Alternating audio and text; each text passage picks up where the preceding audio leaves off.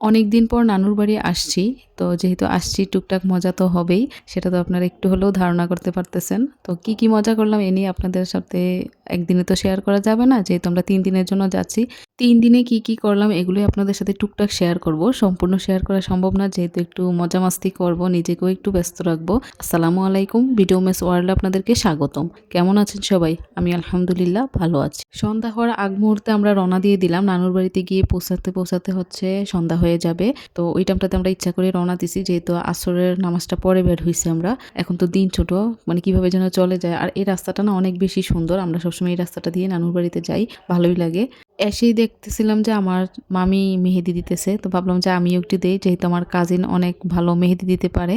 তো আমারও অনেক দিনের ইচ্ছে জাগতেছিল যে মেহেদি দিব ওর কাছে। তো ফাইনালি আমি ওর থেকে দিলাম মেহেদি। আমার মামি দেশের বাইরে যাবে আমার মামার কাছে। তো উনি হচ্ছে অর্গানিক মেহেদি এনে দিছে একদম ২ হাত ভর্তি।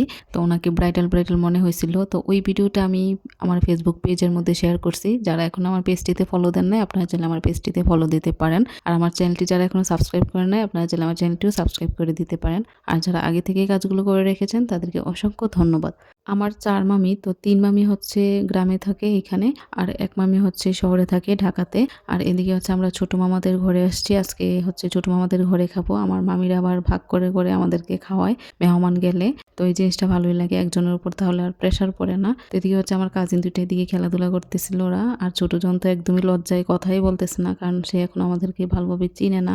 তো এদিকে হচ্ছে খাবার দিল, অনেক কিছুই করছে আইটেম। আর যে জিনিসটা আমার কাছে সবচেয়ে বেশি ভালো লাগছে ওইটা হচ্ছে ওইদিকে মুরগির গিলা, কলিজা এগুলো হচ্ছে একসাথে ভুনা করছে। মুরগির পাটা এগুলো একসাথে আর কি। ওইটা একটু পর নিয়ে আসছে, ওইটার ভিডিওটা আমি একটু পরে করছি। এদিকে আমার আব্বু হচ্ছে ভাত নিচ্ছে খাওয়ার জন্য। আমরা সবাই ছিলাম এদিকে। এই যে এই তরকারিটা আমার কাছে অনেক বেশি ভালো লাগছে, একদম ঝাল হয়েছিল। এমনিতেও মুরগির গিলা কলিজাটাই আমার বেশি ভালো লাগে মাংস থেকে।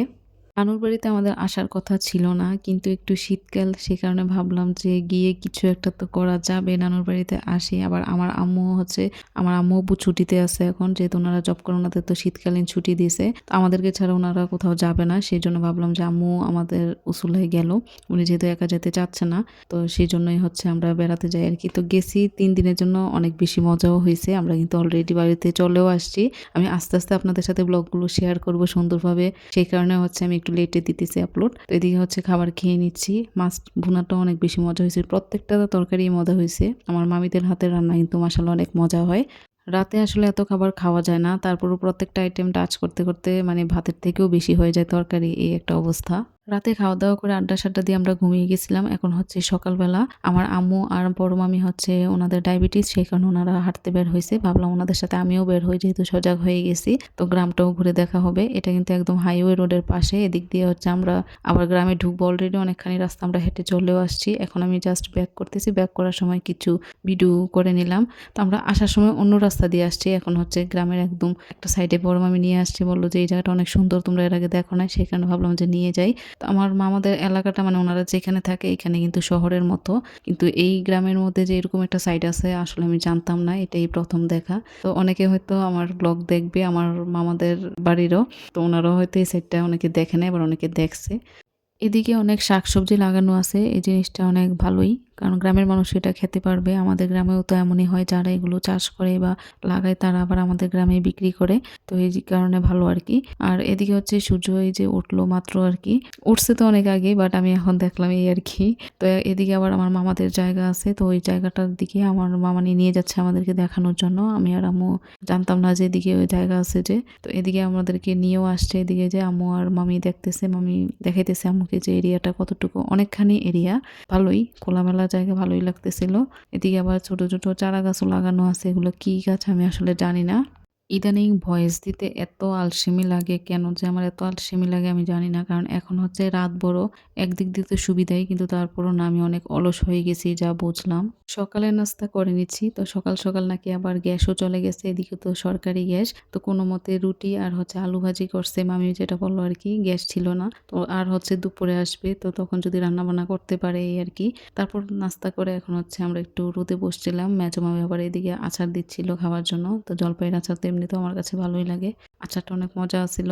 তো আমরা আসলে গেলে একটু বসেও থাকতে পারি না, এই মামি এনে এই খাবার দেয়, ওই মামি এনে আরেক খাবার দেয়, সারাক্ষণ খাওয়ানোর উপর রাখে। অলরেডি মনে হচ্ছে যেন ২-৩ কেজি বেড়ে গেছি আমি ওইখান থেকে এসে।